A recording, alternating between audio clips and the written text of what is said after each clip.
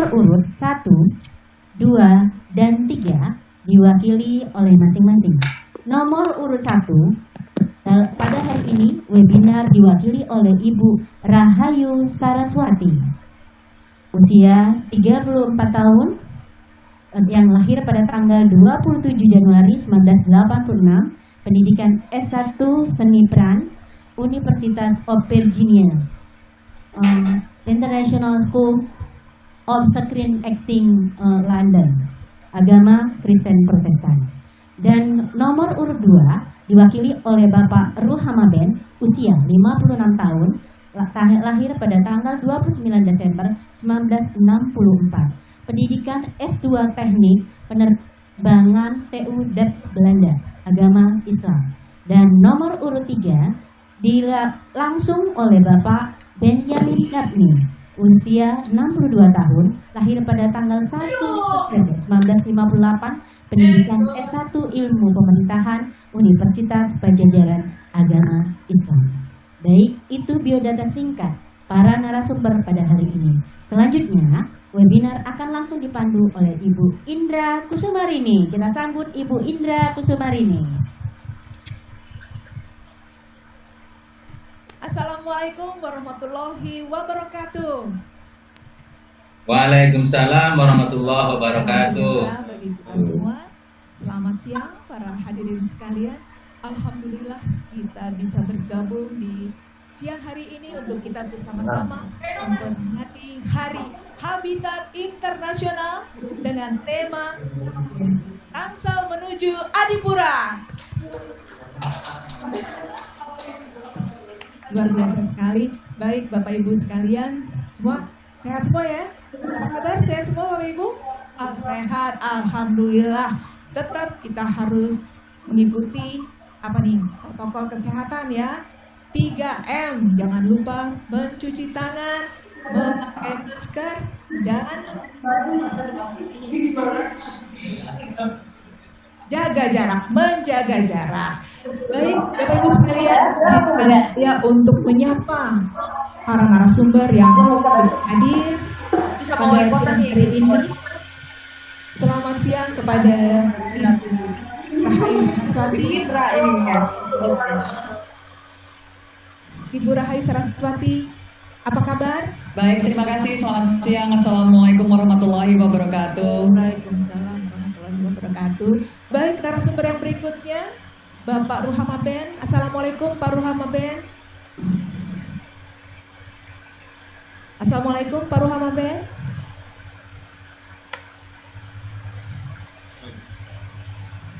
Beliau sudah hadir bergabung bersama-sama dengan kita di sini. Waalaikumsalam warahmatullahi wabarakatuh. Alhamdulillah. Sehat ya Pak? Alhamdulillah, saya baru nyampe nih. Maaf ya. Terima kasih Pak. Selamat datang, selamat bergabung. Ya, terima kasih. Baik, dan saya juga tidak lupa menyapa kepada Bapak Ibu sekalian peserta webinar pada siang hari ini. Baik, berbicara Kota Tangerang Selatan, ini bulan November nanti tepatnya tanggal 26 itu kita merayakan ulang tahun yang ke-11. Ya, sudah menginjak remaja ya.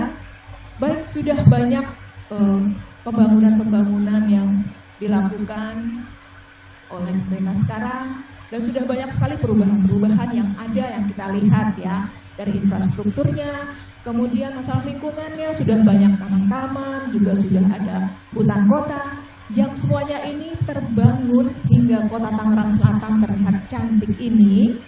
Itu karena apa?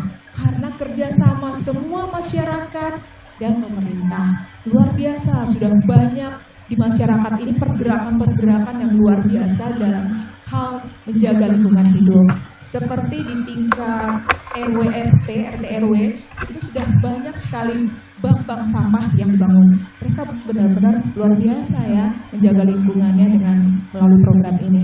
Kemudian komunitas lain di lingkungan sekolah itu sudah ada Laskar Lingkungan Muda. Mereka pun juga berkontribusi luar biasa dalam menjaga lingkungan hidup yang ada di Kota Tangerang Selatan.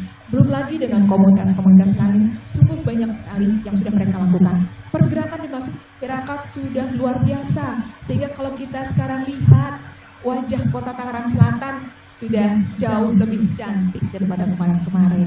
Tetapi, nah ini mungkin masih ada satu hal menjadi PR kita bersama, bahwa Adipura kok belum sih kita capai, sementara kita sudah berbuat banyak dengan segala macam kegiatannya, pergerakan dan sebagainya. Dan satu hal lagi, bahwa ini menjadi catatan kita, perjalanan menuju Adipura itu ibarat kita sedang berkompetisi di bidang atletik ya, kita lari estafet. Jadi sudah dilakukan oleh peserta berikutnya nih, yang di sebelumnya kemudian dilanjutkan lagi oleh peserta berikutnya, dan peserta berikutnya yang akan melanjutkan tongkat estafet untuk menuju kota Tangerang Selatan. Nah, ini kira-kira siapa? Kepada mereka yang saat ini menjadi narasumber, kita dengarkan yuk apa yang menjadi konsep nih untuk para calon wakil, para calon wali kota dan wakil wali kota. Cara yang paling jitu bagaimana supaya Adipura bisa kita raih. Ya, begitu nih nanti kita akan tanya kepada para narasumber. Tapi sebelum itu izinkan saya untuk menyampaikan salam pintar dulu nih. Kita bikin yel-yel salam pintar. Ya, kita bikin salam. Kan sudah sempat ada di grup nih salam pintarnya seperti apa. Ketika saya bilang salam pintar, maka dijawab dengan Tangsel menuju Adipura. Oke, kita sama-sama ya. Salam pintar. Tangsel menuju Adipura. Sekali lagi ya, sekali lagi. Salam pintar. Tangsel menuju Adipura. Biasa. Baik, pada kesempatan yang pertama kita beri kesempatan nih untuk calon wakil wali kota untuk menyampaikan visi misinya, kemudian konsep apa yang sudah dibuat untuk kota Tangerang Selatan untuk menuju Adipura.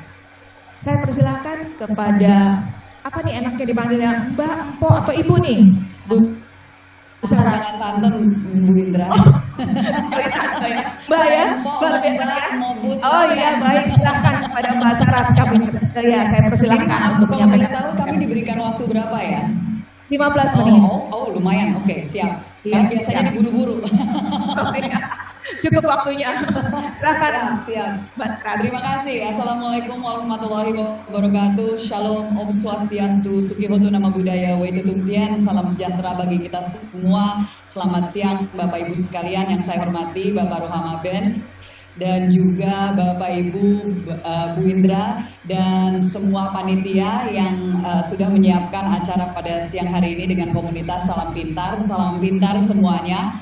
Saya Rahayu Saraswati Joyo Hadikusumo sebagai calon wakil wali kota bersama dengan Bapak Muhammad dari nomor urut 1. Yang pertama kami akan melakukan tahapan dengan visi misi kami yang sudah tertuang di website KPUD. Jadi silahkan nanti secara jelasnya itu terpampang jelas di situ. Tetapi intinya bahwa kami pertama membawa tagline Tangsel untuk semua, yang dimana kami ingin menjaga keberagaman dan itu menjadi salah satu keindahan dari Kota Tangerang Selatan.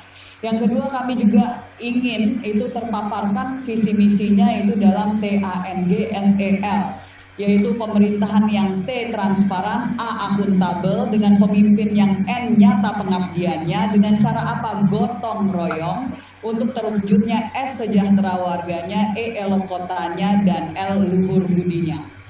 Kalau kita spesifik bicara tentang Adipura ya, ini menjadi salah satu hal yang seharusnya setiap kota, kabupaten, wilayah betul-betul bisa berjuang untuk mendapatkan hal ini, karena ini merupakan berhubungan dengan keselamatan kita semua sebagai manusia ya. Saya sebagai aktivis lingkungan hidup sejak tahun 2010 ini merupakan suatu hal yang sangat dekat di hati saya, sehingga kami tuangkan itu di bawah L kotanya, yaitu 5S. 5S itu apa saja? Yaitu sampah dan pengelolaan limbah. Yang kedua adalah sanitasi dan saluran airnya. Yang ketiga sehat dan sejuk. Yang keempat subur dan hijau. Dan yang kelima, sistem transportasi publik yang terintegrasi. Kalau boleh, karena tadi diberikan waktu 15 menit cukup panjang, jadi saya akan menguraikan apa yang dimaksud. Yang pertama, kalau kita bicara tentang lingkungan hidup, pasti tidak akan jauh dari permasalahan sampah. Itu menjadi memang salah satu program unggulan kami.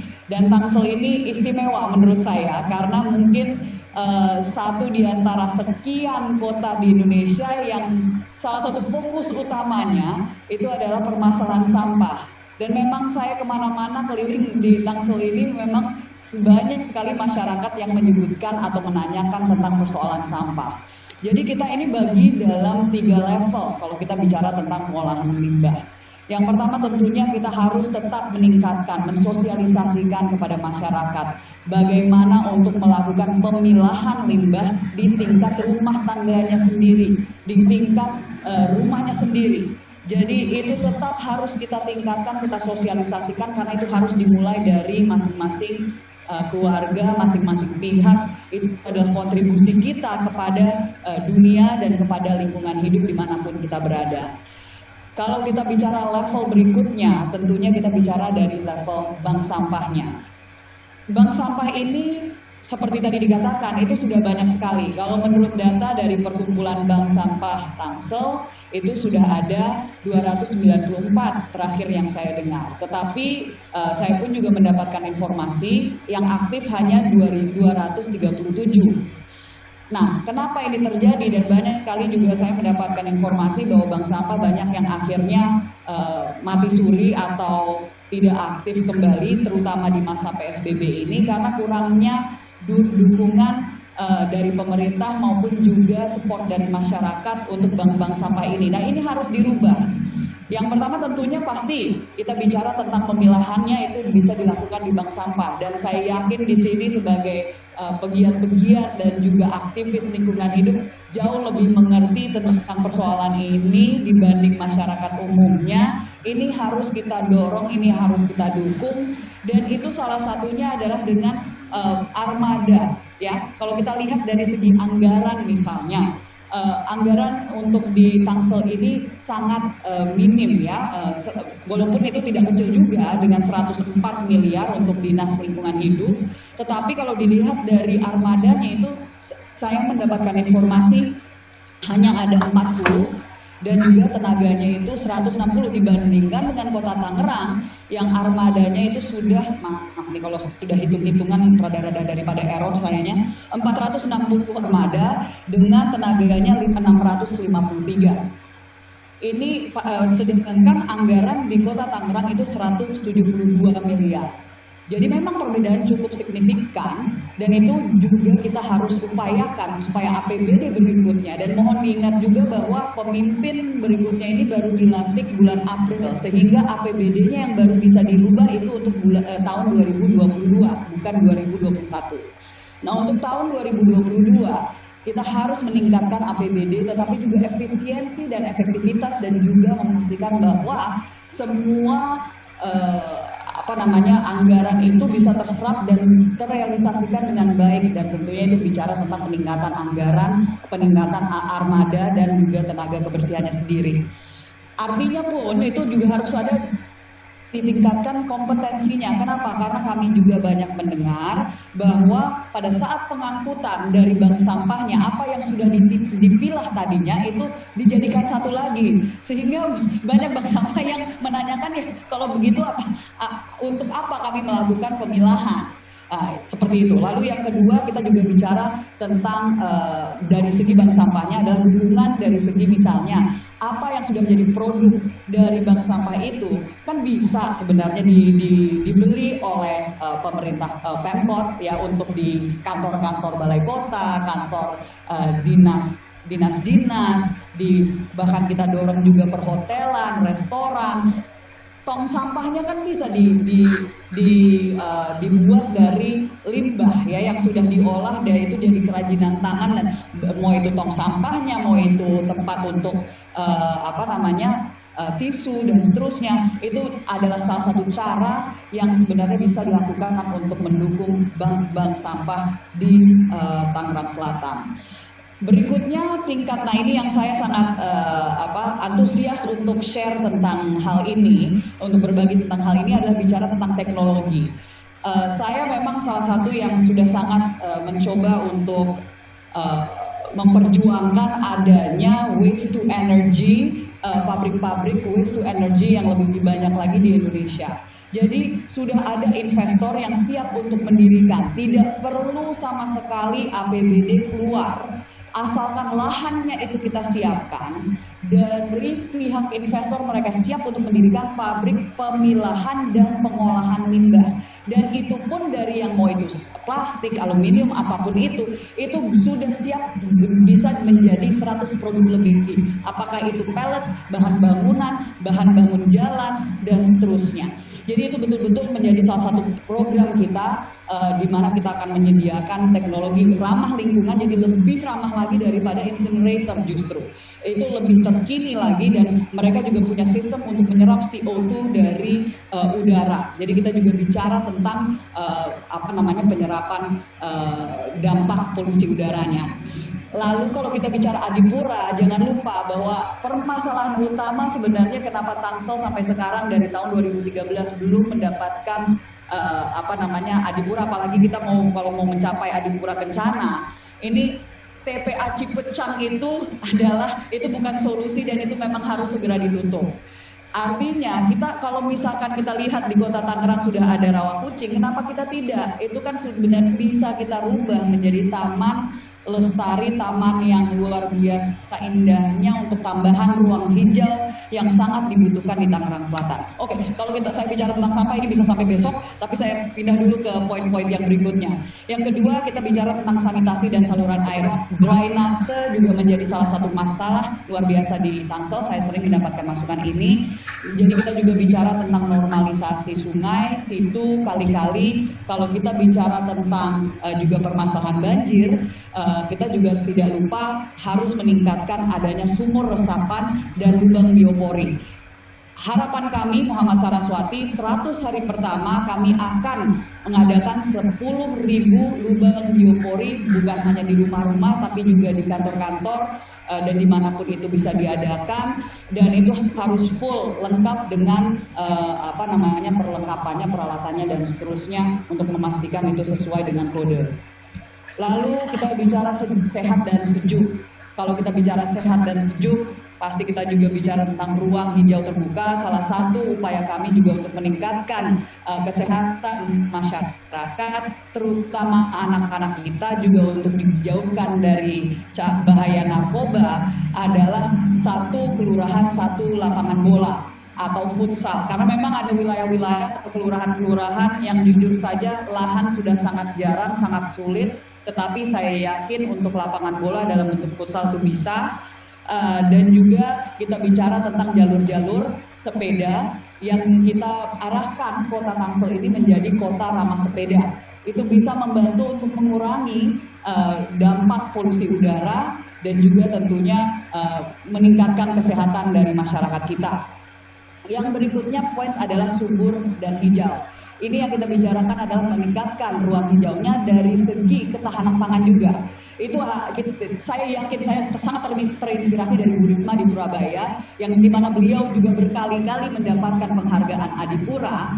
Itu beliau merubah bukan hanya ini ruang hijau, tapi ruang hijau yang justru berproduksi, memberikan pangan, dan saya yakin dengan itu bukan ketahanan pangan saja, tapi kedaulatan pangan untuk masyarakat Tangerang Selatan. Jadi waktu 4 menit lagi. Ya, 4 menit ya Bu Indra? Ya. Ini sudah 2 poin terakhir.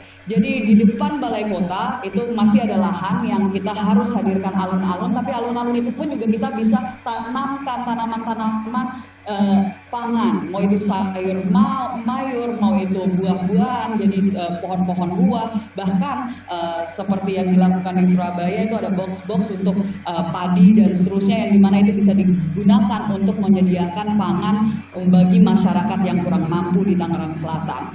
Kita juga bicara tentang meningkatkan, ini karena saya juga mendengar kawasan pertanian terpadunya ini sudah mulai terbengkalai. Jadi apa yang tadi sudah didirikan, dibangun, tapi terus ada yang sudah mulai rusak bangunannya dan mungkin tidak tergunakan. Ini harus kita lanjutkan, harus kita tingkatkan untuk bisa memastikan adanya pelatihan bagi masyarakat yang ingin belajar hidroponik, aquaponik.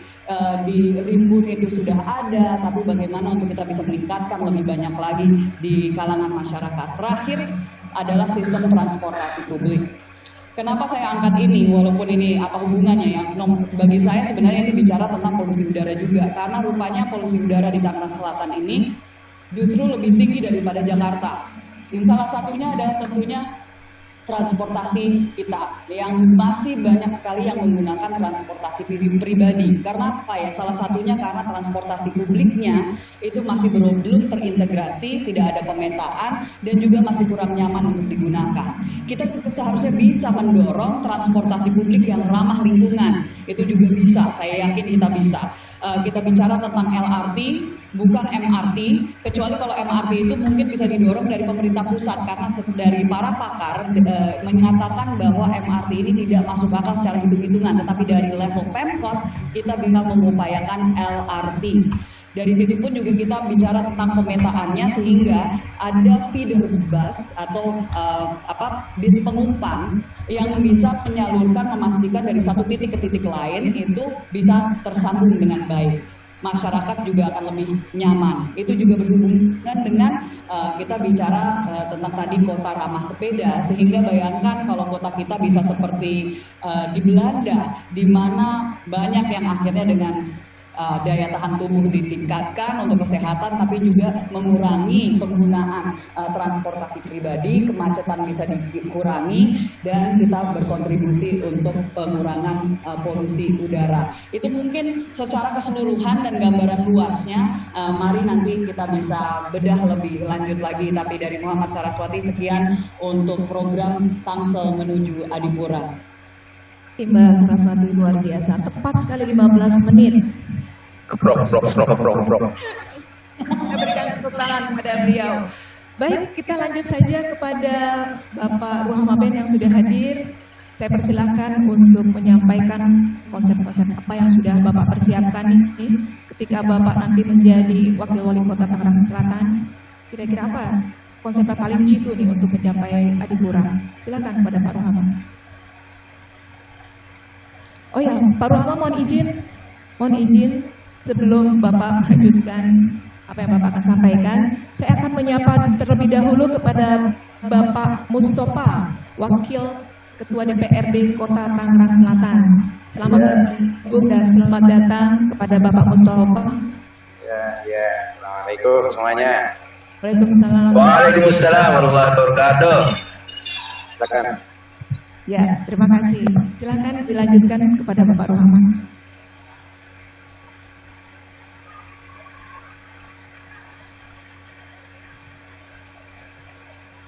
Pak, suaranya nggak ada. Oh, nggak ada. Operator? Sudah di-unmute, mungkin dari Pak Ruhamanya. Ya, oke. Saya langsung aja. Suara bisa diterima? Ya. Silakan. Jelas Pak Ruhama, silakan. Jelas Pak, bagus sekali. Jelas. Jelas. Ya, bagus. Jelas. Terima kasih. Assalamualaikum warahmatullahi wabarakatuh. Waalaikumsalam warahmatullahi wabarakatuh. Salam sejahtera untuk kita semua ya. Alhamdulillah wassalatu wassalamu ala Rasulillah.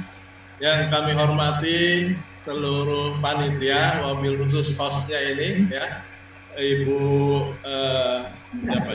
Indra ya, yang saya hormati, beserta seluruh komunitas Salam Pintar ya. Hadir juga Ibu Saraswati, calon wakil wali kota ya, pasangan nomor urut 1 ya. Lalu di sini hadir juga Bapak Mustofa selaku wakil ketua DPRD ya, dan seluruh peserta yang saya hormati tanpa mengurangi rasa hormat saya, tidak sebutkan satu persatu. Yang pertama, saya bersyukur dan berterima kasih kepada komunitas Salam Pintar yang memang ingin mengedukasi masyarakat Tangsel untuk menjadi pemilih-pemilih yang pintar ya, Maka acara ini sangat kami butuhkan ya, khususnya bagi pasangan calon, karena situasi pandemi ini menyebabkan kita memang agak terkendala di dalam tatap muka secara langsung. Untuk itu kami mengapresiasi Bu Azizah dan Ruhama, mengapresiasi acara ini. Mudah-mudahan acara-acara seperti ini banyak digagas oleh komunitas-komunitas lain, sehingga membantu sosialisasi pilkada dan juga mengenalkan bakal calon yang sedang berkompetisi fastabiqul khairat ya, satu sama lain. Yang kedua ya, memang temanya ini terkait dengan Adipura di Kota Tangsel, kota yang sangat kita cintai ya, sudah dari 2008 sampai 2020, 12 tahun sudah berdiri, sudah banyak kemajuan yang kita lihat di Kota Tangerang Selatan ini. Banyak pembangunan sudah dilakukan ya. Hanya saja hasil pengamatan kami setelah kami keliling-keliling ke seluruh pelosok Tangsel, memang ada disparitas kualitas pembangunan khususnya fisiknya ya. Yang kedua juga kami masih menilai bahwa kemiskinan pun pengangguran masih menjadi isu yang tidak boleh dilewatkan oleh pemimpin ke depan nanti ya. Karena situasi pandemi ini menyebabkan semakin banyak orang yang terpuruk secara ekonomi, maka perhatian kita selain upaya menjaga kesehatan masyarakat, juga salah satunya adalah meningkatkan perekonomian. Nah, masalah Adipura ini memang bagian daripada agenda pembangunan yang tidak bisa dipisahkan untuk menjaga kelestarian lingkungan di Kota Tangerang Selatan ini. Untuk kita memperhatikan dalam membangun ini juga menjaga keseimbangan, memperhatikan lingkungan kita. Karena kita membangun bukan untuk kita, tapi juga akan kita wariskan untuk anak cucu kita. Maka harus sangat diperhatikan ya, Adipura ini bukan tujuan utama kita ya, tapi penilaian ini penting untuk memotivasi pemerintah dan masyarakat agar kita peduli terhadap lingkungan ya, menjaga lingkungan kita sebaik mungkin ya, untuk kenyamanan kita hidup di Kota Tangerang Selatan. Setahu yang saya pahami ya, Adipura ini penilaiannya memang ada beberapa hal ya. Yang saya tahu itu salah satunya adalah masalah pengelolaan persampahan. Yang kedua juga memperhatikan aspek pemenuhan ruang terbuka hijau di Kota Tangerang Selatan. Lalu yang berikutnya juga kita melihat pengendalian pencemaran udara maupun pencemaran air. Ini harus menjadi hal-hal penting yang harus kita perhatikan. Itu mengambil porsi 75% dari penilaian dari kementerian terhadap capaian-capaian di Kota Tangerang Selatan. Ada juga masalah institusi, masalah manajemen, dan masalah keterlibatan masyarakat. Jadi ini adalah motivasi bagi kita untuk mencapai apa yang diinginkan. Dan sayangnya memang Adipura ini Tangsel belum berhasil ya, belum berhasil sampai saat ini. Walaupun 2017 sepertinya sudah pernah dapat piagam ya, saya waktu itu masih ketua DPRD. Saya melihat pertama kali untuk mencapai ini adalah ya, kemauan politik dari pimpinan. Kemauan politik ini harus dibuktikan ya, dalam bentuk anggaran, paling tidak adalah kemauan menganggarkan untuk kepentingan hal ini gitu.